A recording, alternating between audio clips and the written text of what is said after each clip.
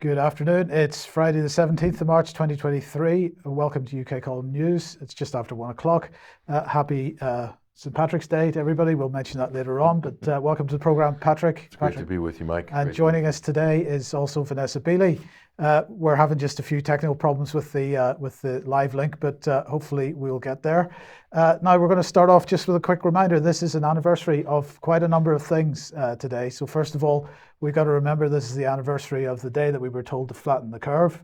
Boris Johnson decided that he was going to invoke lockdown on the 17th of March 2020, having done a U-turn and given up the herd immunity idea. So this was him making the announcement. And so let's see what he was saying. Households where an occupant has symptoms of COVID-19 should undertake self-isolation for 14 days. All citizens should begin practicing social distancing. More vulnerable groups should avoid social contact for 12 weeks. And he suspended mass gatherings such as sporting events. Of course, he ignored, as did many of the Scottish Chief's medical officer and various others within government. And also, one person who was particularly keen to push the idea that we were all going to die in our beds, Neil Ferguson, he also broke the lockdown regulations as well. So it's quite an anniversary. Yeah, the other thing to point out, Mike, on this is you'll show some other highlights of this regrettable period in history. It was all based on one scientific principle. There's one scientific claim that underpinned all of the coronavirus rules and regulations. Do you know what that might be? Tell us. It's the myth of the asymptomatic spread, a totally debunked, fake, unproven scientific idea, concept that they rolled out, and that underpins the legal judgment for all of this fake science. Let that be a lesson to everybody. Indeed, absolutely. Who else was speaking? Who else was making an announcement? Well, Rishi Sunak, he was Chancellor of the Exchequer at the time, and he was announcing all kinds of money printing exercises, business rate cuts, mortgage holidays, loan guarantees to business, grants for small businesses, and of course, future announcements about jobs. That became the furlough scheme and so on. And this triggered massive inflation. 100%. All the inflation that we're seeing at this point in time began then. So Rishi, let's go back to that slide, if we can put that back up. So Chancellor of the Exchequer, in charge of the economy, right? You would think. He's got a banking background, should know a thing or two, right, about money, right? Debatable, but okay. So, and he's in charge. He's prime minister now. Yes. Everything he did right there, which you're showing, took an absolute wrecking ball to the economy and literally destroyed it in a matter of months. Absolutely. That's the legacy of Rishi Sunak. And of course, the other thing they announced was the Coronavirus Act, and the result of that, naturally, was that no postmortems were done on anybody, and that allowed them to claim all kinds of things about how people were dying over the following 2 years. Quite incredible, but not the only anniversary today, Patrick. Well, the one we want to point out, Mike, is the Iraq War 20 years ago. Tony Blair lied to the country, yes, lied to the nation, and lied his way into one of the worst military debacles, along with George W. Bush in the United States, to attack and invade and occupy Iraq, the biggest geopolitical disaster in modern times, arguably, and we're still living with that legacy today. So that was exactly 20 years ago, and there were millions of people on the streets in London. I was one of them, along with many of our listeners and many of our viewers at UK Column, and we were all very frustrated because no matter how many people mobilized around the world to try to prevent this thing from happening that we all knew was coming, we couldn't stop it, and it was hugely frustrating, but it was also a transformative time because we really all realized that we need to take responsibility for countering this mainstream propaganda, and this is when the alternative independent media really exploded. In fact, I probably wouldn't be doing what I'm doing, and maybe you might not either if it wasn't for that fateful day. And another anniversary we should mention, and that's Rachel Corrie. Rachel Corrie, and what can we say about this story? Let's look at what some other people are saying about Rachel. 20 years ago today, an American young woman who was 23 years old at the time, was run over and killed in Gaza by an Israeli military bulldozer as she protested the Israeli war crime of demolishing the homes of Palestinian civilians. The U.S. government never sought justice for this crime. And this is the story of Rachel Corrie. And I was very surprised to see this comment here by James Zogby. And I have to say thank you, James, for this. What's the lesson here? He says, is it if you are an American and killed fighting for justice and human rights, the United States will ignore your death. But if you're an American living on illegally occupied land, they'll move heaven and earth. Or is a question of who kills you, Israeli or Palestinian? That's James Zogby of Zogby Research, Right. Zogby Polls. So a very bold statement by James, but here's just an image of Rachel Corrie here. Very young, and she was absolutely committed to this cause as an activist. I remember meeting her parents and Tom Herndal as well, the British photographer who was shot by an Israeli IDF sniper in the head, some say executed. Two really tragic events, and so this was all happening around that time. And I rarely hear, she would never be mentioned in the U.S. media, in the mainstream media. She was American, the American media not interested in her story. Yes. That shows you the power of the Israeli lobby to silence stories like this that are just really inconvenient to the narrative. Vanessa, hopefully this link is working. Have you got any thoughts on this particular anniversary? No, I mean, I think what immediately strikes me is while we have this anniversary, particularly of Rachel Corrie, Netanyahu is amplifying and increasing and expanding the ethnic cleansing programs against the Palestinians, including, I saw today, public executions of so-called fighters in Jenin. So, that was 20 years ago. The Nakba was more than 75 years ago. And now we're literally seeing the final attempt by one of the most far-right extremist Zionist regimes to finally finish off the job. But with the geopolitical kind of juggling that's going on at the moment, I think Israel's increasingly in a very vulnerable position. And all this really shows what an absolute sham the Abraham Accords are. This was the Jared Kushner-led peace initiative during the Trump administration, which Americans say, oh, we brought peace to the Middle East. It was a complete sham. It's being shown to be that right now. Yeah. And as we'll discuss later, the agreement between Saudi Arabia and Iran will be a further nail in the coffin of this sort of phony peace process known as the Abraham Accords. So we'll talk more about that in a bit. Okay, so let's move on then to banking. And we mentioned Credit Suisse on Wednesday, or David did, but let's bring that up to date. So events have taken a turn over the last day or so.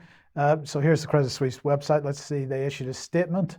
They said, we've taken the decision to preemptively strengthen the bank's liquidity by borrowing 50 billion Swiss francs. That's roughly $54 billion from the Swiss Central Bank under a loan facility and short-term liquidity facility. That resulted in the stocks had been going off the cliff. That resulted in a slight rebound, as you can see there. But today, in fact, as the news has sort of permeated people's minds, things starting to head south again. So Credit Suisse stocks nearly 2% down today. But if we look actually at the longer term picture, Credit Suisse stocks have been falling for 5 years or more already. So there's a recognition of a significant problem there. Of course, Credit Suisse getting this bailout because they're considered a systemically relevant financial institution, but they've been losing customers hand over fist. And the thing that triggered this was the announcement by the chairman of the Saudi National Bank that they were not going to continue further investment in Credit Suisse. So they're signaling that they saw problems with it. What are those problems? Well, obviously Credit Suisse implying liquidity issues, which is why they've taken these loans. But if we look at the risk of default, One method or one way of recognizing whether an institution is going to default on its debts is credit default swaps, where effectively a derivative of an insurance policy give an indication of Credit Suisse's creditworthiness. This was the news from yesterday. Credit Suisse default swaps are 18 times more expensive to buy than UBS, 9 times more expensive to buy than Deutsche Bank. And what this article is saying is that the cost of insuring the bonds of Credit Suisse Group against default in the near term is approaching a rarely seen level that typically signals serious investor concerns. The last recorded quote for credit default swaps for 1 year maturity was 835.9 basis points, but it had gone as high as 1,200. That came down again a little bit yesterday, but still what the Bloomberg at least was calling, a really significant skepticism in the markets about Credit Suisse's creditworthiness. Rumors today circulating that Credit Suisse has absolutely huge derivatives exposure, and of course the one thing that nobody really understands, if you'd say that there's a headline figure of a couple of quadrillion of outstanding derivatives contracts out there, nobody understands that if the dominoes fall, or how those dominoes are going to fall, and whether in fact those derivatives contracts would net themselves out in any kind of normal way, or whether it would just collapse in a massive heap. Certainly Credit Suisse had massive exposure to that, and a big potential problem. Everyone was screaming about after the collapse of Silicon Valley Bank, and was saying the U.S. banking system is basically on the verge of collapse. There was a lot of panic last week over the weekend, and what a lot of smart pundits were saying was, hey, do you realize in terms of fragility, the European banking landscape is much more fragile and in fact less robust than the United States, because the United States is more diverse in terms of banking, and we have this great network it's shrinking, of regional banks, but there's also too big to fails in Europe that are totally over leveraged. And what happened, and they're also going to be suffering from U.S. interest rate hikes and things like that. They're all into bonds, they're all into hyperinflated assets. There's a potential housing bubble as well on the back end of this. In countries like even the UK, you could put it in that category. 100%. So there's a lot of problems here with the European system. So look, but in America, we'll talk about that in a second. What's happened, Mike, is that the U.S. government has intervened. Joe Biden, they panicked, they intervened. A lot of people say this was a good move. A lot of people say it was a bad move to protect all depositors, okay? So, but what they have done is they have basically changed the playing field in a way. They've nationalized banking in the United States, whereby if the federal government is going to guarantee all depositors to any level, then that also can encourage banks to indulge in risk-taking, knowing that they're going to be bailed out. And certainly this, Joe Biden says, no cost will be borne by the taxpayer. This is a total lie. There's a massive open window loan fund for banks to tap into for a year. That could go into the trillions, okay? And this is massive quantitative easing. That's going to trigger more inflation, and everyone is going to bear the cost of that. Yeah. We're going to be talking more about this on Monday, but the scale of the reversal, because of course there's been quantitative tightening in the United States for the last year or so. They've been reducing the levels of quantitative easing, but they've more or less, it's significantly reversed that. David's going to be talking about that on Monday. But still, real inflation's about 20%. Yes. In America, and they just can't do anything about it, and this is going to exacerbate that problem. Well, they can't do anything about it because they've run out of ammunition, effectively. The other point to make on this, we mentioned on Wednesday, Patrick, is it's actually what Biden has done is actually illegal in the United States. It's against the legislation that they have with respect to providing insurance for bank deposits, which puts a fixed limit, a hard limit of $250,000 on that. So, well, there's a debate that this should be adjusted for inflation every year. Yeah. The whole thing is being relooked at. But the takeaway is all the big institutions, like a Saudi Arabia, for instance, but in the U.S., all these companies, that some of them had billions in Silicon Valley Bank. Now they're saying we're not going to have more than 10, 20% in any bank. They're pulling their money out, so no large deposits in any of these banks. But the regulatory pressure on the small to regional banks is going to be so great, so all the big banks are going to benefit. So this is a massive consolidation back to the big banks, to Jamie Dimon, JP Morgan, okay? And so that what about small to medium-sized businesses? Who's going to service? Who's going to give loans?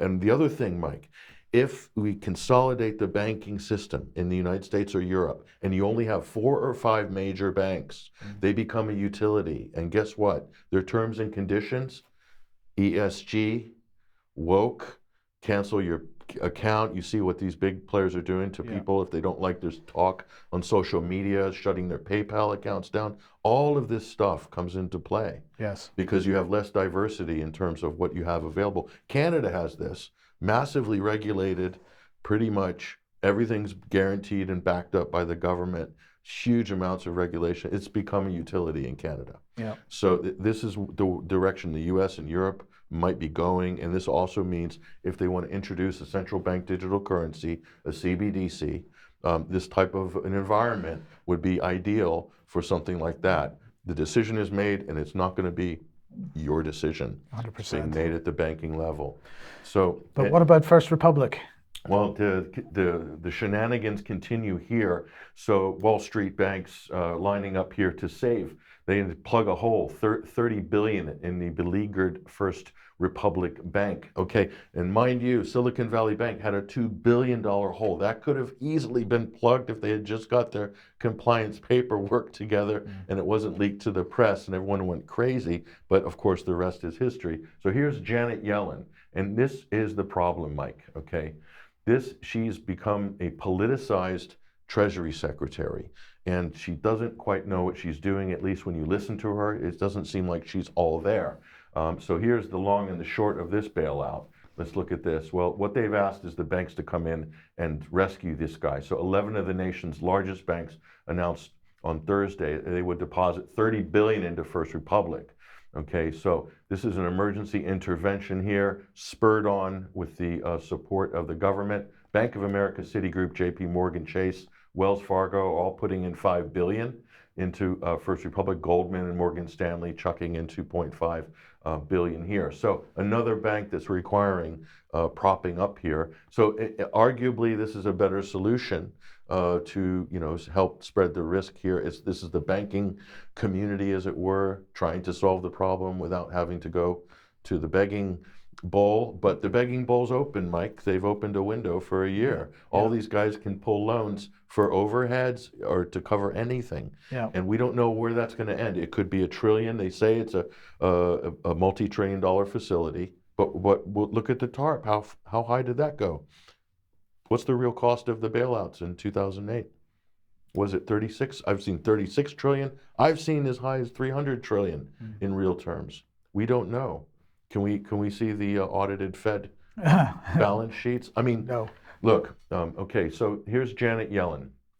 And this is what she's been busy doing. She's hanging out with Zelensky. You can see the look on his face. He's probably scared he's going to have to kiss her like Nancy Pelosi. But so she's in Kiev. These banks are going completely haywire, no compliance. They're engaging in all sorts of risky, bad management, everything. She's in Ukraine guaranteeing state pensions for Ukrainian government employees from the U.S. government, the U.S. Treasury. So she's totally politicized. So this is the Biden administration. This is the U.S. government. Everything is politicized now. And so we're going to call this woke capital. Okay, this is the beginning of our woke capital. So let's take a look at woke capital. Look at this. Did you know, Mike? Go woke, go broke. Silicon Valley Bank hired a board obsessed with diversity, invested in $5 billion for a healthier planet, held a month-long Pride celebration, but had no chief risk officer for 8 months last year. So they're doing all these woke events and things like this. So let's take a look at how bad this was. Again, woke capital. They got an A rating for their ESGs, fantastic, and increasing diversity and investing in all these sustainable startups, wonderful. And for 8 months last year, they had no chief risk officer. So they didn't feel it was important to plug that position to get the person they actually needed. They're busy doing woke capital. So here it's investing clients' money in low-interest government bonds and securities that saw their value fall when interest rates rose. So it was a disaster. Everyone knew it was a disaster on the inside, but nobody saw it, nobody could say anything about it at the time. So here's Credit Suisse, and I want to introduce everybody to Credit Suisse. That's the one that's in trouble, right? Yes. So here's Pips Bunce. He's the head of global markets at Credit Suisse. And yeah. Sorry, which one is Pips Bonds? It's the same. It's he's gender fluid, non-binary, and you'll see he's been recognized for this. Let's take a look at this. Wow. Oh, congratulations to Pips Bunce on being listed as one of the top 100 female executives in 2018. So, I mean, I am truly honored and humbled by this award. I'm proud to be proud of the progress we're making towards all forms of gender diversity and equity. So he shattered the glass ceiling there. That's just fantastic. Really paving the way for women to come from, to follow those footsteps. I mean, how wonderful. So this is woke capital at work, Mike. So do you see a pattern developing here? Governments, institutions being obsessed with ticking the woke boxes, and meanwhile, the whole thing is falling apart. Yes. Rome is burning, and they're standing up there with their pink knitted caps, as Nero did, watching the spectacle. Yes. So good. Yeah. Okay. Well, let's move over to France, and all hell breaking loose over there in Paris, because of course the government decided that they were going to raise the retirement age from 62 to 64. So thousands of people out on the streets, as you can see here, the tear gas flowing. Reminiscent of scenes we saw with Yellow Vest, but actually probably more people out this time. Well, we've got some more footage here from later on in the evening when it's dark and the fire's burning and so on. So protesters clashing with police and so on, fires lit in the streets, including the Place de la Concorde.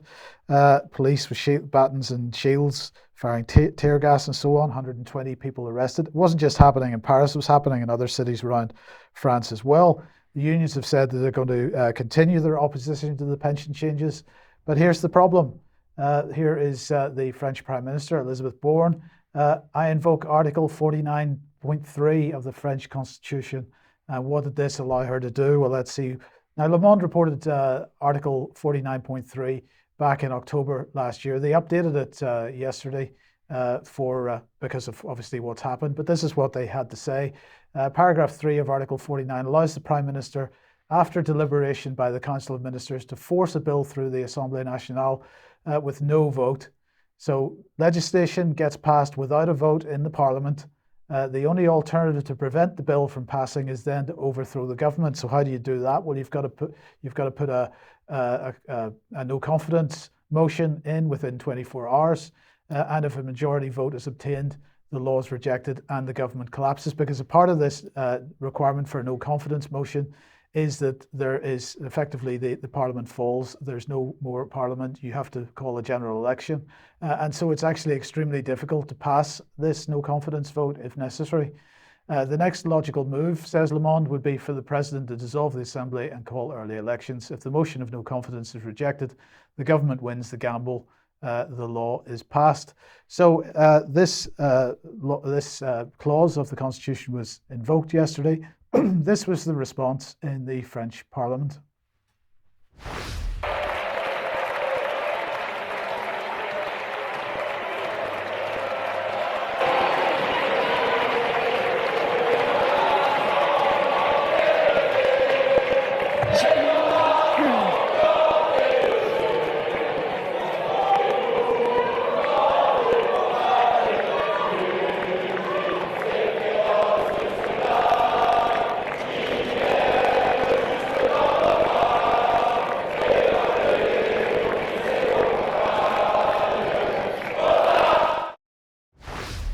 So protests from the opposition parties in the French Parliament.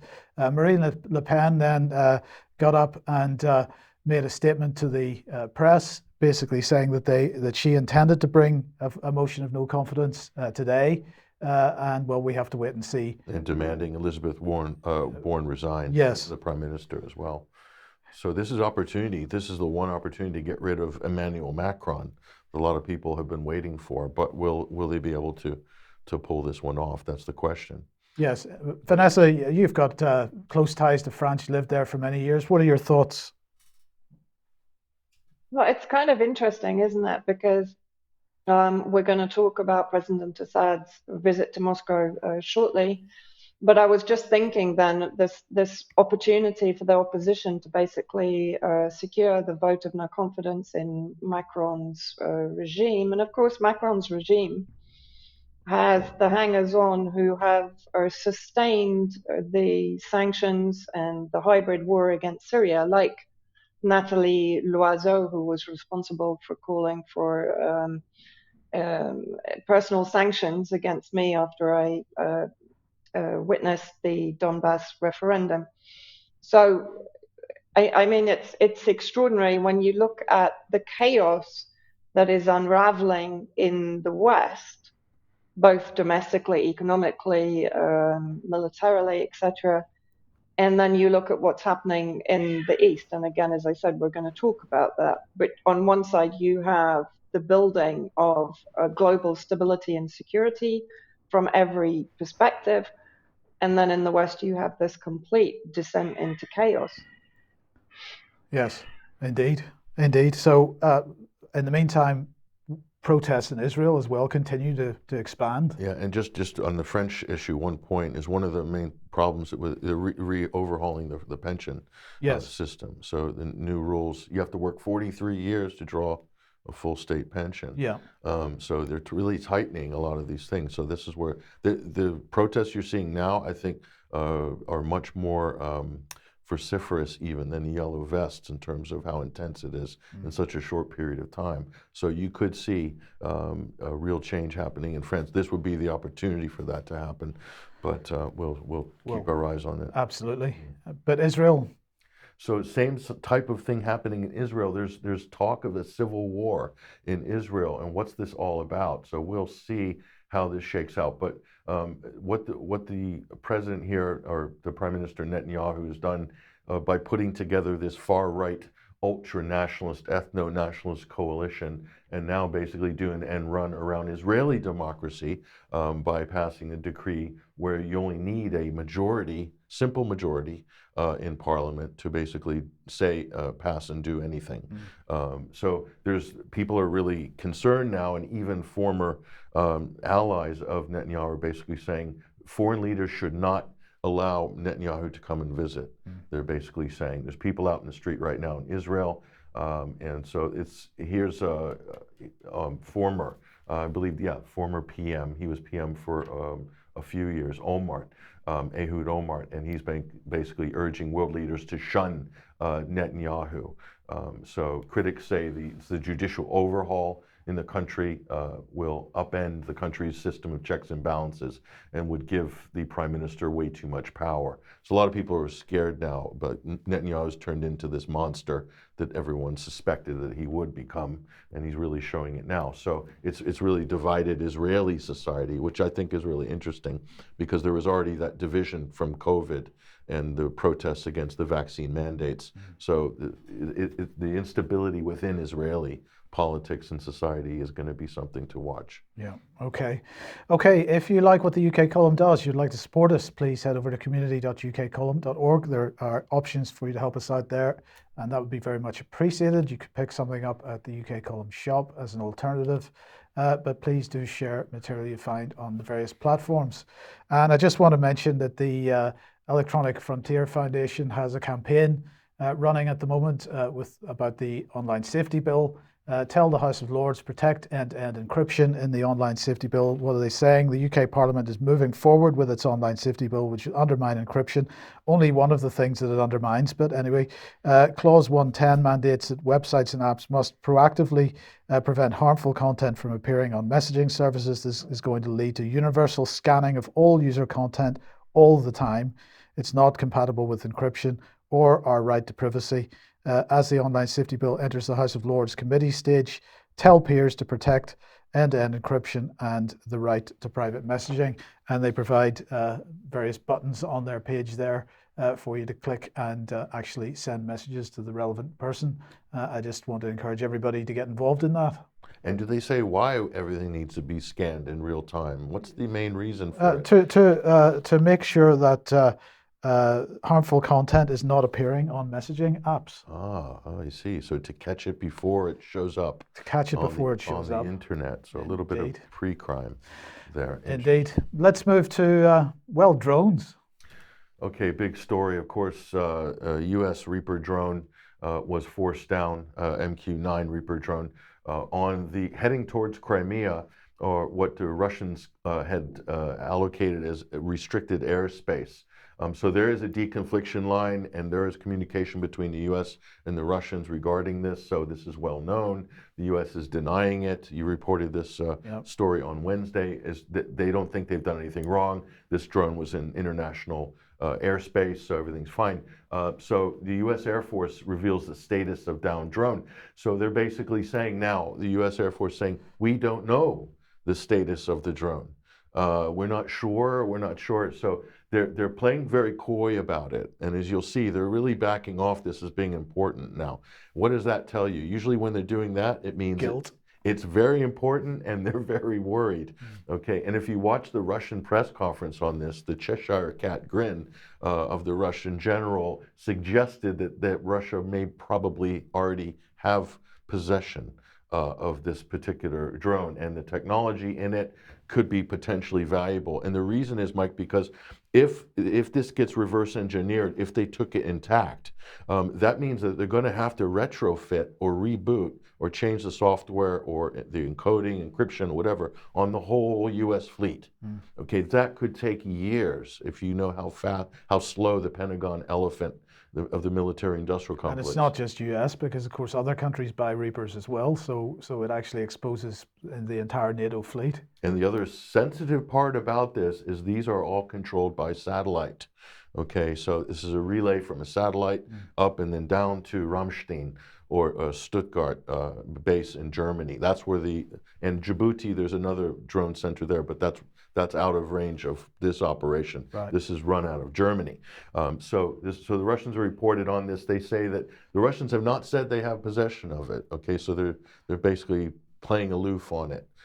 So that means I think that they might have it. But let's take a look at what some of the U.S. politicians, the neocons, are going crazy over this, Mike. And they're so incensed that Russia had the temerity to basically challenge the U.S. Control of airspace. The problem here, Mike, is that for Russians, these drones are relaying information back, real-time targeting to Ukrainian military, and they're potentially killing Russian citizens as a result of this. So Moscow is taking it extremely seriously. Here's Marco Rubio, senator from Florida. Listen to what he has to say. I think our response should be to fly more of these in that area and to potentially have them escorted by U.S. fighter jets who are manned and have the capability to respond. These are unarmed platforms. They're generally out there for reconnaissance, to see what's happening in the ocean, to have a situational awareness of what's going on in the area, totally according to international law. And so I think we should fly more of them. And in many cases, we should be prepared to scramble jets and respond if they are threatened by Russian aircraft. Does he not understand, Marco, who's never served in the military? You want to take American military aircraft and fly them escorting a drone. Do you understand that the only advantages we have in air-to-air combat is long-distance engagement? You see, we don't do dogfights anymore, Marco. It doesn't work that way. We take off, and at a long distance with AWACS aircraft vectoring us in, we fire missiles to engage them in a long distance. You want to take all that advantage away, come up close next to their battle space where their air defenses will shoot you down. Their aircraft don't have to come close. They'll shoot you long distance. He doesn't know anything about war, and he doesn't know anything about international law. Pro hint, Marco, when you fly an intelligence asset, collecting intelligence on one target, and you provide that intelligence to the other side to kill that other target, you're a participant in the conflict. You lose all the protections you have. You should be thankful the Russians aren't shooting down everything we got. Well, we should hold them accountable. We'll come back to Lindsay. So that was Marco, and then Scott Ritter, former UN weapons inspector, talking with Judge Napolitano on his show. But he kind of laid it out there, U.S. fighter jets escorting a drone. Okay, if that's not a provocation, I don't know what is. So, I mean, they might as well have Marco there in his private jet, and they're just escorting Marco as he's testing the Russian air defenses. So here's Lindsey Graham, the former wingman of John McCain, who has never seen a war or does get visibly aroused at the possibility of World War III. Watch him here. They shot down our drone. What should our answer be? Well, we should hold them accountable and say that if you ever get near another U.S. set flying in international waters, your airplane would be shot down. What would Ronald Reagan do right now? He would start shooting Russian planes down if they were threatening our assets. They always invoke the ghost of Ronald Reagan for some reason, conservatives, bless them. So Lindsey Graham's basically going around saying we need to shoot down any Russian planes in international airspace. So these people are totally off the cliff. Yeah. They've lost the plot completely. So the Pentagon has released what we're going to call extreme dash cam footage here. This is an absolutely incredible clip. Okay, mind you, this would have been transmitted from the Reaper drone to a satellite and then back down to Germany. And so there'll probably packet loss on the transmission, so that's why it gets pixelated at the end. Okay, so but let's have a look at this footage here. Watch this. So this is a Russian Su-27 coming up here at a 45-degree angle. And he looks like he's dumping fuel. Why is he doing that? Possibly dumping fuel there. Well, that would also cause major turbulence and problems with the turbo open vent ways on this drone, and brought it down, basically. If that's what Russia did here, that is an absolutely genius move without any contact to bring down the most sophisticated U.S. unmanned aerial vehicle without even firing a shot. I mean, the level of skill of the U.S. Russian pilots, and also the maneuverability of the fifth-generation fighters of the Russian Air Force. So if that's what they done, Mike, on a fuel dump, brought the drone down, that's absolutely incredible. The U.S. is claiming that they shot one of the propellers out. Okay, so it's hard to know who to believe on this. So here's Mark Milley. This is General Mark Milley, and while he's not doing diversity, equity, and inclusion seminars for his military, he comments sometimes on military affairs. So he's saying, now they're backing off, Mike. The U.S., the down drone has no informational value. No problem here. It's no longer has any informational value. No big deal.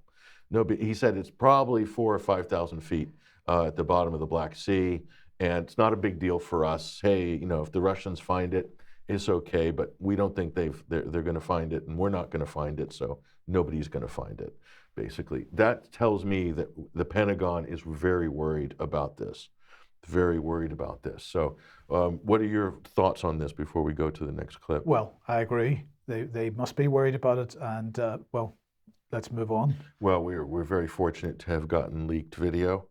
Russia has leaked a video, and this shows you another angle, Mike, another angle. Let's take a look at this here. We want to go back. Take a look at this. Watch. This is another angle not seen by the media. This is leaked video. Take a look at this. Putin in some sort of a helicopter type craft. There he goes. Yeah, excellent. Brought it right down immediately. So there it is. That's what really happened. Well, it's about as plausible as the Pentagon's explanation. So there we are. Okay, well, let's move on then, Vanessa, and let's start off with President Assad arriving in Moscow.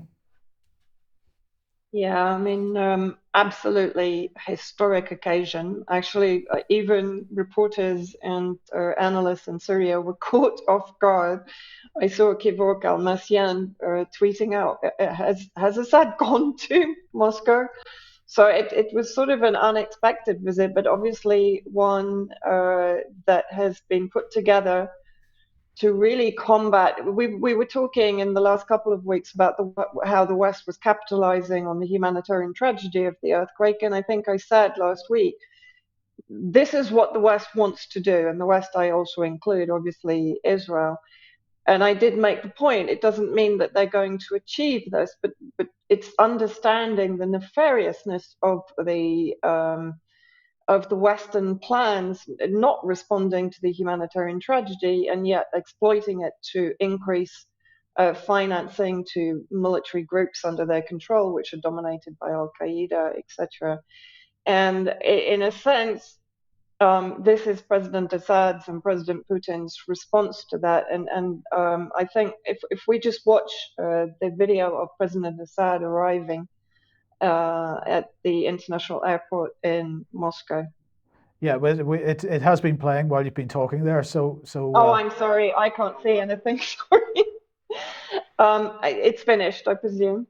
No, it's still going. But if you want to move on. Okay. All right. Well, I'll continue. So in the delegation that came with President Assad was the Minister of Economy from Syria, the Minister of Defense, the Minister of Foreign Affairs, the Minister of Finance, the Minister of State Planning Commission, the Secretary General of the Council of Ministers, and of course, who joined them, but the Syrian ambassador to Russia now, who was formerly the permanent UN representative for Syria, Dr. Bashar al-Jafri, who everyone will know, of course, for the last astounding job that he did for years combating the propaganda that was being disseminated even through the UN. So you've got the images of President Assad actually arriving. He was met by Deputy Foreign Minister Mikhail Bogdanov. Now, the opposition in Idlib and actually even in the West have made the point. In the West, it was there was very scarce reporting on this event, strangely. When I looked for BBC reports today, it was quite difficult to find them. It's quite normal for within Russian protocol. When President Raisi came to Moscow recently, he was met by the energy minister, not by President Putin. So the criticism that was coming out saying that President Putin wasn't affording enough of an honor to President Assad by meeting him personally at the airport is absolute nonsense. And in the video, you can obviously see that President Assad is met by a guard of honor. He was met by various Russian ministers, as I said, led by Bogdanov, who has been actually the point man for President Putin on Syria. And the discussions were basically about joint cooperation, strategic alliance, economy, trade, unity, the Russian special operation in Ukraine, and particularly unity of the non-aligned axis in the face of global chaos that is being manufactured by Western-led alliances, including, of course, NATO. And for Syria to reinforce its support for Russia and vice versa. Regional initiatives, the chemical weapons file, of course, was high on the list because the West is trying to use the OPCW corrupted report to criminalize the Syrian government and, of course, by default, the Russian government. And also the recent, which we'll talk about later, the Saudi-Iran deal that has been brokered by China, which for Syria, one might imagine that they would have problems about this because obviously Saudi Arabia was responsible for the financing of many of the terrorist groups that have been leading the war against the Syrian forces since 2011. And it's also worth noting that President Assad arrived on the 12-year anniversary of the start of the hybrid war, the Western-led, UK, US intelligence agency-led hybrid war against Syria. So I'm sure that also wasn't a coincidence. Syria, in effect, doesn't have a problem per se with any kind of Iranian, Saudi Arabia rapprochement, because as we know, there is also talk of meetings between President Assad and President Erdogan. I will also talk about that a little bit later.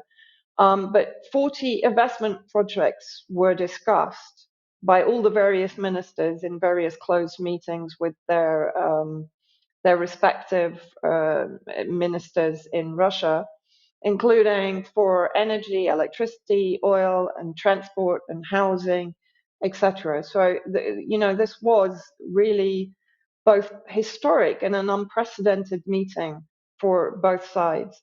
Then the tweet from Kevork Almasyan, that before he met with President Putin, Assad went to the tomb of the unknown soldier in Moscow and laid a wreath at the tomb, and was greeted by the commandant of Moscow, Lieutenant General Yevgeny Seleznev.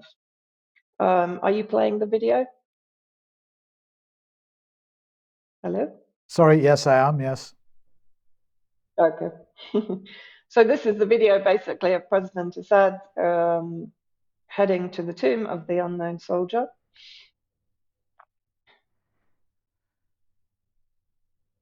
I mean, this was really a state visit extraordinaire, and particularly at this time, post the earthquake, post the rapprochement with Egypt. The Egyptian foreign minister has been visiting Syria. There was the parliament of the parliamentary members of the Arab Union also came to Damascus. There was previously, of course, the meeting in Damascus between President Assad and Hamas.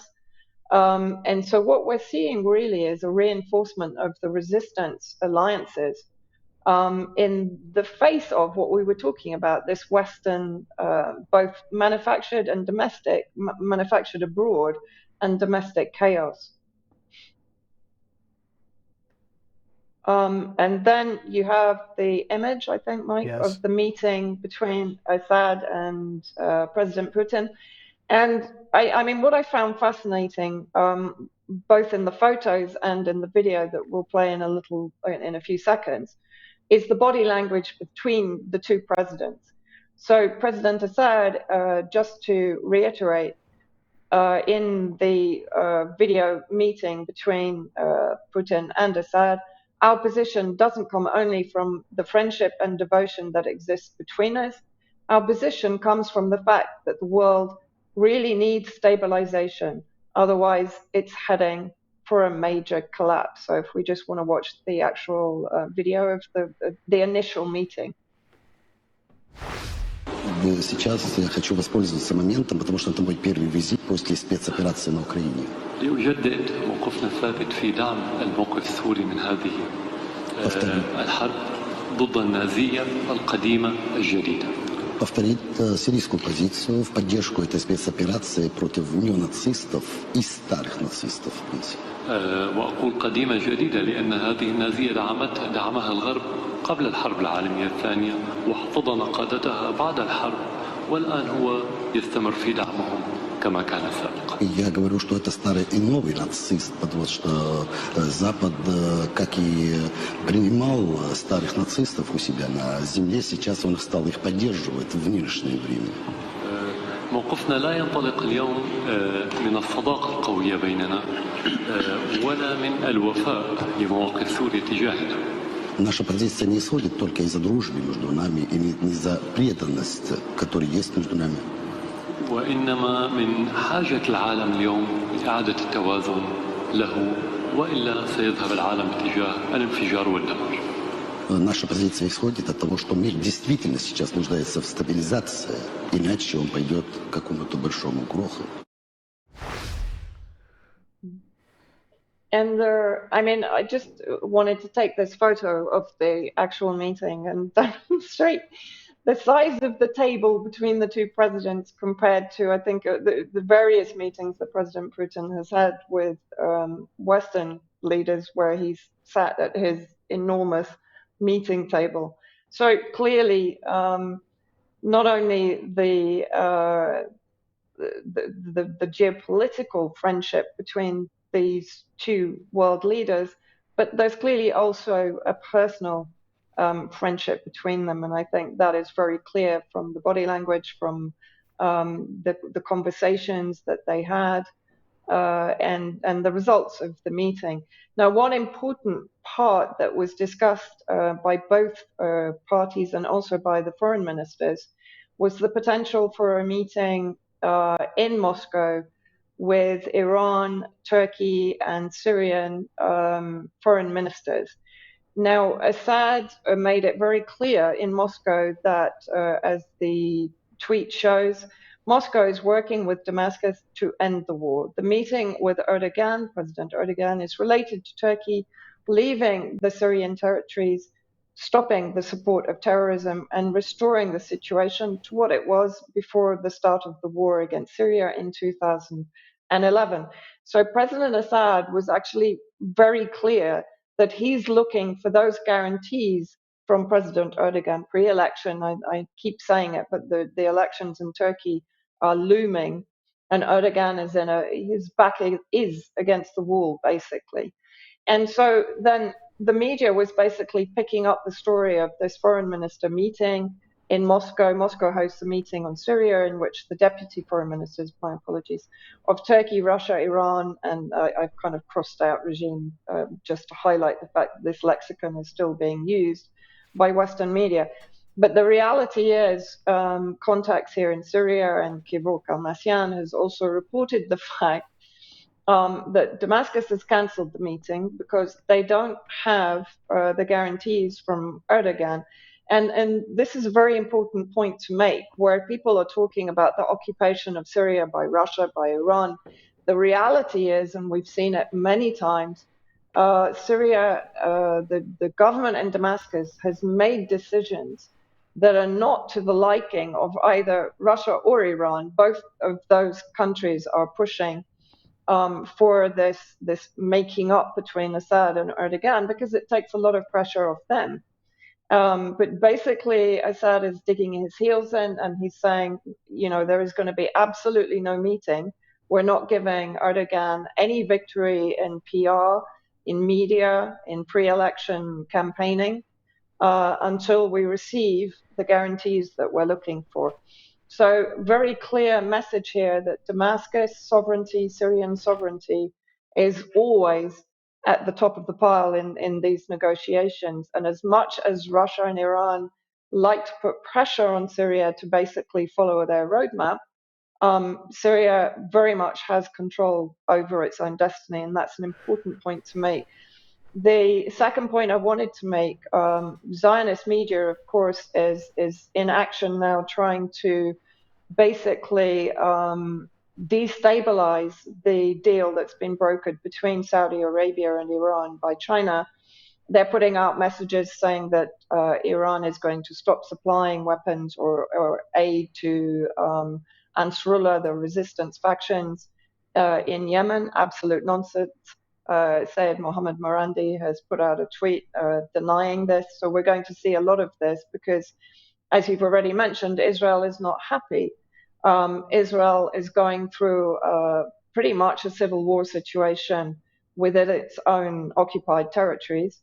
And the chances are that that war is going to spill out. Of course, we've seen the unmitigated aggression against Syria since the earthquake, the bombing of civilian airports and civilian residential areas in Damascus itself. And, Netanyahu is going to be looking to export the war outside to distract from what's going on internally. And that can only be against Lebanon, which is Hezbollah, or against Syria. Kevork Almasyan, in his most recent video on the subject, he believes that it will be with Lebanon. Of course, that would be suicide for Israel because that would bring them into direct conflict with the army of Hezbollah, which has been building for some time in preparation for this kind of conflict escalation. But also, even with Syria, Syria has not been using the majority of its defenses against Israel. It's been holding back, waiting for this potential escalation to happen. So, as I said before, Israel is actually in probably its most vulnerable position for years. And not forgetting that Yemen even has missiles trained on the Israeli cities. Okay, thank you, Vanessa. Well, let's just come on to I'm going to ask you for a little bit more comment in a second. Let's just come on to the Iran Saudi deal. So here is the announcement by the Ministry of Foreign Affairs of the People's Republic of China. Let's see what they're saying. The three countries announced that an agreement has been reached between the Kingdom of Saudi Arabia and the Islamic Republic of Iran. That includes an agreement to resume diplomatic relations between them and reopen their embassies and missions within a period not exceeding 2 months. And the agreement includes their affirmation in respect for the sovereignty of states and the non-interference in the internal affairs of states. So does that include Yemen? We'll discuss that in a second. They also agree that the ministers of foreign affairs of both countries shall meet to implement this, arrange for the return of their ambassadors, and discuss means of enhancing bilateral relations. They also agreed to implement the security cooperation agreement between them, which was signed in 2001. And the General Agreement for Cooperation in the Fields of Economy, Trade, Investment, Technology, Science, Culture, Sports and Youth, which was signed in 1998. So this obviously brokered by China. Xi Jinping is absolutely taking the credit for this, and perhaps deservedly so. But if we look at look at this first of all. Iranian-Saudi agreements correspond to Russia's security concept senior lawmaker. This quote from a Russian senior lawmaker saying the sides achieved the most important agreement to restore diplomatic relations, which I consider a fundamental step towards normalization of the bilateral Saudi-Iranian interaction. This corresponds to the spirit of Russia's collective security concept for the Persian Gulf region, and it will contribute to the settlement of regional conflicts. So Russia absolutely applauding this. But the question is, what about the United States? This is a Telegraph's report on it. China brokers deal for Saudi and Iran to normalize relationships in major diplomatic coup. This is a big deal, said Michael Stevens, an associate fellow at RUSI, not because Saudi and Iran have patched things up, but because the US was nowhere near it. Shifts are happening very, very fast, was his comment. But The Economist wanted to walk that back as quickly as possible, but the deal may not end the country's proxy war, nor cement China as the region's new powerhouse. So, Patrick, interested in your views on this first, and then I want to get a little bit more from Vanessa. Sure. I mean, it's not just Russia's security concept for the region. Iranian Foreign Minister Javid, this was exactly what he articulated at the Munich Security Conference. I think it was back in 2018, or maybe it's 2019, but I think it was 2018. He said that this is what the region really needs, is a Middle East built, run by the Middle East, a collective security arrangement for all the major powers there. And namely, he's talking about Saudi Arabia being the most important one there. Yes. So that's now coming into fruition. This is a huge knock to the Abraham Accords, and because that was designed to pull the GCC closer to Israel. And this is a total nightmare for Israel because it's the one thing that Israel doesn't want, which is for Arab countries or for Sunnis and Shiites to be talking together and to be patching things up and normalizing relations. Because the big prize, of course, here is the common market that exists from Iran all the way to the Mediterranean, the potential common market from Iran to Iraq to Syria to Lebanon, and having freedom of movement and trade and transport and an open border between Iraq and Syria that's not plagued with jihadis and various and sundry U.S. Bases there. So, I mean, that's the Israeli U.S. Agenda, really, is to make sure that that region is compartmentalized. Right. And that they're fighting amongst each other and internally as well. So this is a big, big step. I think this is hugely significant. And the fact that China is running point on it says a lot. And what does that tell you? China is now Saudi Arabia's #1 client. In fact, the entire Persian Gulf, China is their #1 client for oil sales. Right. Okay, and for gas. So that means that China now wants to secure its long-term interests by helping to midwife, as to use a Newland and Jeffrey Pyatt term, to midwife this thing so that we have a stable economic environment there. So this makes sense. It makes sense economically. It makes sense politically. It's offered China an opportunity to show that they can do something that actually works. We'll see how it goes. Right. Okay. And so, Vanessa, we have this report here from Arab News. It's quoting the Wall Street Journal. The headline is, Iran agrees to stop arming Houthis in Yemen as part of a deal with Saudi Arabia. So you're saying this is fake news? Yeah, it's totally fake news. I've checked it with various sources, and I mean, Iran would not abandon its alliances, and it certainly wouldn't abandon the resistance in Yemen. You know, that even the use of the term Houthis is a Western media trope to try and reduce the size of the resistance to Western imperialism, which is using Saudi Arabia and UAE, and even Israel is involved in Yemen. Let's not forget that. To effectively partition Yemen, steal the resources, etc. Familiar pattern, right? Yeah. And so, you know, the use of the term Houthis tries to reduce it down to this tribal war within Yemen. Of course, it isn't. The Salvation Government comprises, I think, of a coalition of 38 political parties. So it represents a huge expanse of the political fabric in Yemen. It certainly isn't comprising only of Houthis. Ansarullah is a national resistance movement against Western-driven imperialism, and I guess again, that's what I said. Zionist media is going to be doing its best as it tried to drive a wedge between Syria and Russia. If you remember, it was reporting on, Russia supposedly taking its S-300s out of Syria and taking them to Ukraine, which was also proven to be largely false. And now we see these messages being put out to try and presumably cause division between Yemen and Ansarullah and Iran, but it's not going to happen. And look, while there might be some question over whether Iran will continue to arm Ansarullah, or as the Americans call them in the West, the Houthis, the fact remains that the preconditions for this agreement between Saudi Arabia and Iran stipulates that both parties will work together to wind down the conflict in Yemen. Okay, so that's part of the agreement. That's part of the memorandum understanding. And I think this agreement is showing you that that's the end, I think, the beginning of the end of the Yemeni conflict as we once knew it. Not to say that it's going to be an easy one to clean up, because you have almost a country divided and almost partitioned, and there's a lot of international players involved. It would be very difficult to extricate from it. But it looks like the process has begun. Okay, let's move on then to this. France holds largest ever military drills amid bloody backdrop of Ukraine war. Well, this is really interesting, Mike, because and we didn't mention this when you talked about the France legislative move there, right, by the executive.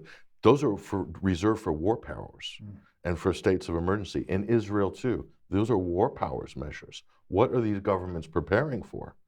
Look at what's happening in Holland. We didn't cover it, but massive upheaval, grassroots protest, farmers taking over the highways, and the Farmers' Party just took control of the upper house in the Netherlands, the New Citizens Farmers Party.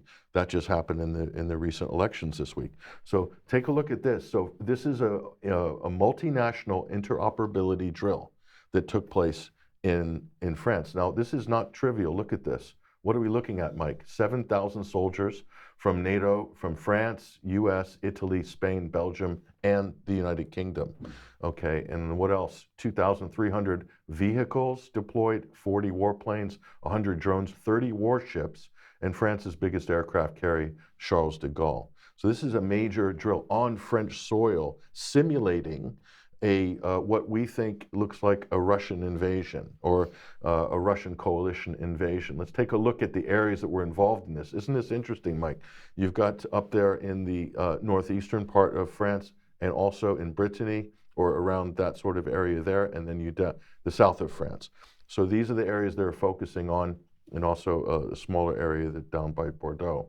So these are the areas they're focusing on here, and this is called Exercise Orion. That's the name of the drill. So let's take a closer look, though. This is interesting.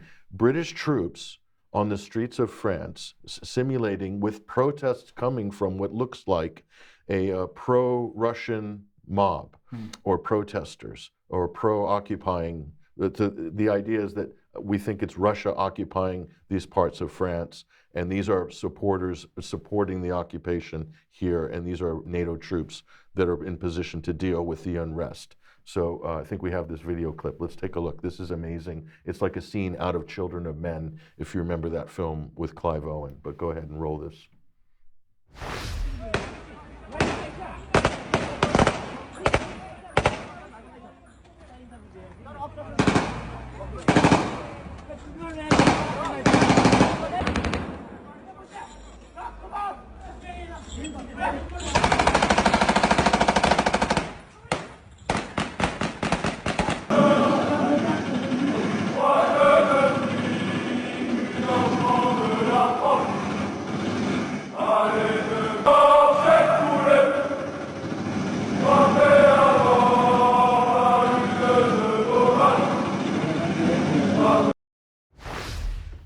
We got to ask what's being planned here. Yeah, we're not in on it, I guess, Mike. The public's not allowed to know what they're planning. What's NATO planning? They're prepping for a Russian coalition invasion of Europe. Are they hoping this war is going to escalate? They're preparing for it to escalate. I don't see anybody going to the peace negotiations table at the moment, Mike. But I see these interoperability NATO drills being held, simulating war in Western Europe. That should worry people. And just to clarify, those were British troops on the streets of France? Those are UK troops, yeah, involved in that. So that's what they're planning for. That's what they're prepping for here. Let's take a look at this. Is the plot here, a thinly veiled, this is what this report says here on RFI, a thinly veiled reference to Russia as a hostile power called Mercury, which is invaded France, a French ally named Arnland. Okay, so it could be in France, it could be somewhere else in Europe. So, but that's the simulation that they're running here. So I think that's pretty interesting. We didn't see a lot of coverage. Well, no coverage really. I think I didn't see. Not that I'm aware of. Not in the UK media. But in the meantime, also no coverage of this. So let's bring this on screen. This is exercise Spring Resolve. And this is a large scale. What they're describing as a large scale exercise. It's been taking place over the last 2 days right across the UK to test the response of the emergency services and government to a major terrorist incident. So the Home Office planned and coordinated the National Counter-Terrorism exercise called Exercise Spring Resolve with partners from the British Transport Police, the Metropolitan Police, North Yorkshire Police, Counter-Terrorism Policing North East, the London Fire Brigade, the London Ambulance Service, North Yorkshire Fire and Rescue Service, and Yorkshire Ambulance Service. It was aimed to test the collective emergency services response to a series of no-notice violent attacks across multiple regions, effective multi-agency command and control arrangements to stop the attacks, save lives, and undertake effective and timely consequence management and recovery is how they're describing it. It formed part of a regular counter-terrorism testing and exercise program, but this is on a larger scale than we've seen before. Now, there was very little on the Metropolitan Police website about this. In fact, I had to go back to the Google Cache to get even this screenshot of it because this was police use only training exercise. It was taken down off the police website again. But so what did Tom Tugendhat, the security minister, have to say about this? The first duty of government is to protect the British people. Exercises like Spring Resolve are critical to ensure all agencies and departments are prepared for any type of attack. And of course, why were they doing this? Well, their claim was that it was because of criticism in Volume 2 of the Manchester Arena Inquiry report. And so they felt the need to do that. So in parallel with that, then they have stood up this organization, the National Protective Security Authority. This is coming under the auspices of MI5. So this is a new body. State-sponsored attempts at stealing sensitive research and information, as well as counter-terrorism. It's all as a result of the integrated review refresh. And so a couple of days ago, the government announced the creation of the National Protective Security Authority to help organizations defend themselves against national security threats. So as I say, it is part of MI5. It's going to increase the UK's resilience to state threats as well as terrorism. And they say it's going to play an important part in strengthening our country's national security. So Tom Tugendhat took to Twitter again, saying we take the security of sensitive information incredibly seriously.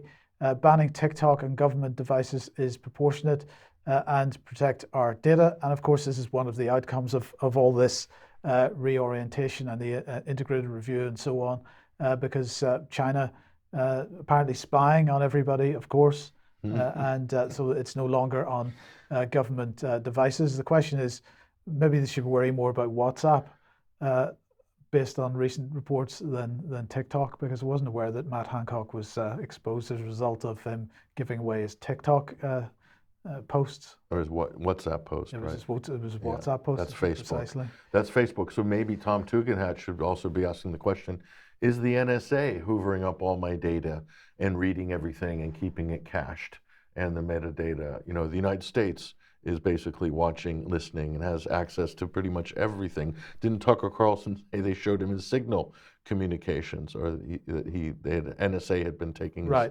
encrypted, end-to-end encrypted signal communications? So I think, you can say the Chinese might be trying to spy via TikTok. It's a little bit of a stretch, but I mean, how many MPs are on TikTok all day? I mean, or I guess, do you use TikTok? Do they use TikTok? Greg Hands, I believe he said something along the lines of, I can't remember what he said, but he was basically saying they're not getting my TikTok off me.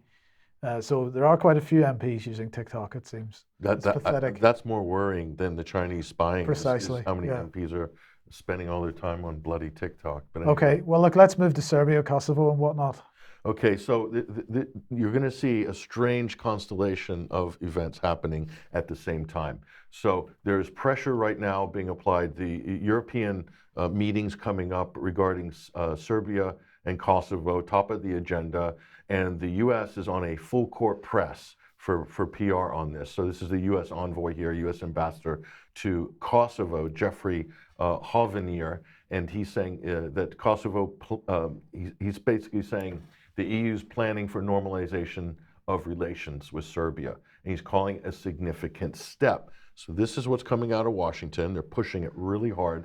They're placing a lot of pressure on the government in Serbia to sort of come to the table and recognize Kosovo as a state. This has always been the problem here. And so this has created a little bit of a backlash in Serbia itself. And so more conservative or right-wing groups are now putting a lot of pressure on President Vučić here to make sure that this is not going to happen. So Serbian leader now says he won't sign anything during the Kosovo talks. He's clarified his position on this. He's basically saying, nope, it's not going to happen. Let's look at the actual statement here from President Alexander Vučić.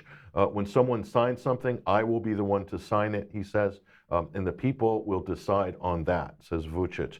As for signing something in Ohrid, I'm not planning on everything. He's talking about the EU meeting here. So he's basically saying, I'll go, we'll talk, we'll have negotiations, but we're not going to sign any declaration or anything like that there. Why is this important? Why is the timing of this so crucial? And why is it important for Europe and the United States to make something happen here? And think about it. So who is Serbia's, who's their brother's keeper? Their greatest ally is Moscow, geopolitically. And so, but this is a big problem. The establishment of Kosovo as a sort of NATO protectorate in the middle of Europe, not recognized by all its neighbors, not getting official statehood, because of the way in which Yugoslavia was dismembered by NATO, that's going to create a sort of veil of hypocrisy over Western calls to return Crimea back to Ukraine, for instance. This is always going to be a sticking point. So is it possible behind the scenes we have potentially a quid pro quo situation? If Russia and Serbia recognize Kosovo, then we'll recognize Crimea, and at least that sort of problem has been canceled out on both sides, and they can move on to other issues. If you think that the West is desperate to find an exit strategy for the debacle that is the Ukraine proxy war right now. That's what I think is possibly happening here, but we're not sure. But let's take a look at this. This is what Tony Blinken's saying. This was from back in this last spring. And the position, as far as I know, has not changed officially. The U.S. will not consider recognizing Crimea as part of the Russian Federation. So, I mean, that's the card that the United States has been holding throughout this whole conflict, and even before this as well. So you can see how these two things are reciprocal. They're absolutely reciprocal. Now here, and why is this important? This brings us to another problem of international law. And so this, you reported on this, didn't you? Yes. Last week. So an incredible coalition here. What kind of coalition? A bipartisan coalition attempting to pull U.S. troops out of Syria. So this is AOC and the Squad, Marjorie Taylor Greene, who the left regard as QAnon. So you've got the Squad and what the Democrats call QAnon teaming up with Matt Gaetz, who's a conservative Republican here, and Jim Jordan. And so this is an incredible coalition. Now, they didn't get the vote, but the fact that they're going for this, I think, is significant. We have never seen this before in U.S. politics. Why would why would some people in the U.S. think it's a good idea to get out of Syria and quick? Because of this issue of territorial sovereignty and invoking United Nations Charter and Article 51. The United States is in violation of that as we speak.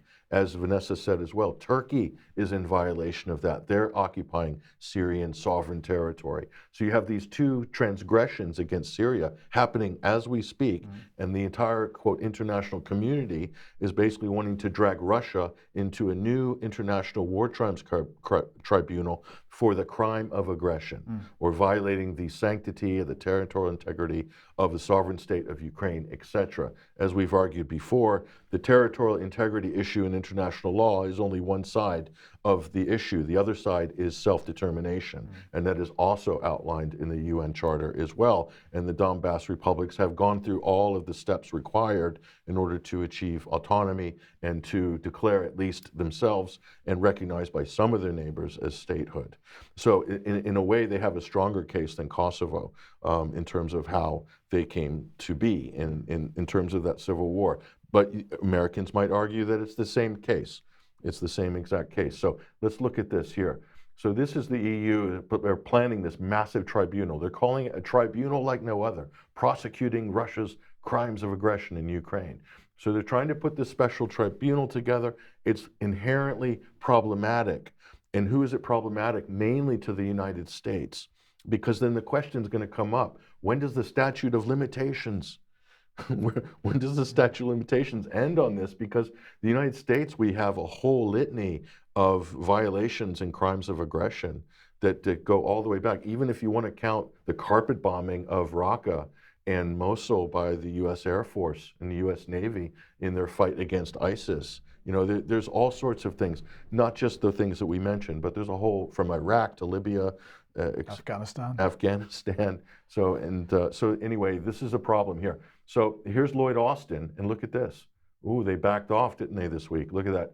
The Pentagon is blocking the U.S. from sharing evidence on Russian atrocities in Ukraine with the International Criminal Court, the ICC. Military leaders fear in the Pentagon that setting a precedent that might pave the way for the prosecution of Americans. The United States is not a signatory to the International Criminal Court, so neither is Russia. Russia maintains their positions. We're not a party. They have no jurisdiction over us or anything that we do. It's pretty much the same position that the United States has. The United States initially joined it back when it formed, but then they pulled out. So the U.S. and Russia are in pretty much the same position here. So you can see they're really worried. Washington does not want to open this Pandora's box. And for good reason, because it would be an absolute mess and a quagmire legally. So, and this is a great, this is a pretty fair, even-handed piece, surprisingly, by the Washington Post. The United States and the ICC have an awkward history. And so I think this is important to get a background on this. But the war in Ukraine could prove to be a chance, according to some Americans, to reimagine the U.S. relationship with the International Criminal Court. Last year, a group of lawmakers led by Lindsey Graham, of all people, Republicans tend to eschew the ICC, passed a new law that allowed for more scope and cooperation with the court. And Graham praising, look at this, with Graham praising Putin for rehabilitating the ICC in the eyes of the Republican Party and the American people. That's a tongue-in-cheek comment there. It's basically saying, thanks for invading Ukraine because it's a chance to reinvigorate the ICC. So during his trip to The Hague. So that's Graham. And here's another final blow, Mike, to this whole thing. The genocide charges. The UN Commission fails to find evidence of Russia's, quote, genocide in Ukraine. That's problematic, okay? Because they were hoping that was going to be the big sort of marquee point that they would build a lot of this tribunal around. And it looks like, as we said before in this program, it looks like there's no beef on that burger. If you can't, and the Bucha thing is interesting because you're not hearing as much about Bucha and the maternity ward in Mariupol, because a lot of people are seeing this for what it truly is, which were sensational media stunts. But just look at this. This is a really important point by the former ambassador to the United States. This is Prince Turki bin Faisal. And he said, aggression is aggression, whether it's committed by Russia or Israel. This was an earlier interview he did a few months ago. And yet there has been no such effort to sanction Israel. So Saudis are willing to pull Israel into this conversation. And he's basically saying that the sanctions were placed on Russia, but they haven't been, and Israel's invaded and destroyed Arab countries for years. There's a total double standard here, and that the stealing of Palestinian land by Israel continues despite assurances that Israel gave to the signatories of the peace accords, including the Abraham Accords, which we mentioned, between the UAE and Israel. So that's interesting. That's bin Faisal there. So the Palestinian people are still occupied. They are being imprisoned willy-nilly by the Israeli government, attacked. Assassinations of Palestinian individuals take place almost on a daily basis. So they're ready to do that, Mike. They're ready to pull that card. And that really throws things into turmoil in terms of building a narrative that the West is so desperate to do. And we just have to bring out the old quote here by our old friend Marshall Zurkoff. He said, "We have liberated Europe from fascism, but they will never forgive us for it." Indeed. The timeless classic of a quote. Yes. Okay. Well, look, we're going to have to leave it there. So thank you very much, Patrick. Thank you, Vanessa, as well. We'll be back in a couple of minutes for some extra. Was there something you wanted to? Oh, we went to. Oh, well. Yeah. Sorry. You've just. Well, we just wanted to say have a great. We had a graphic for St. Patrick's Day, but we duffed it up. Yeah. But it's St. Pat's Day, so happy St. Pat's Day, everybody. Back in a few minutes for some extra. We'll see you then. Thanks for joining us.